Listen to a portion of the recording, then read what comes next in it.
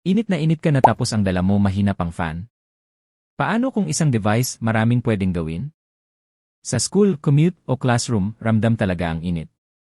Yung ordinary handheld fan, minsan kulang ang hangin at hindi sapat sa matinding init. Bukod pa doon, may mga simpleng problems sa araw-araw. May alikabok sa keyboard o sasakyan. May inflatable na walang blower. O biglang nagmamadali at kailangang patuyuin ang buhok. Ito ang Windblazer Ultra High Speed Handheld Fan. Compact ang size pero mas malakas ang airflow kumpara sa regular handheld fan. Kaya pwede sa iba't ibang practical uses. Nakakatulong magbigay ng mas preskong hangin kahit mainit ang paligid.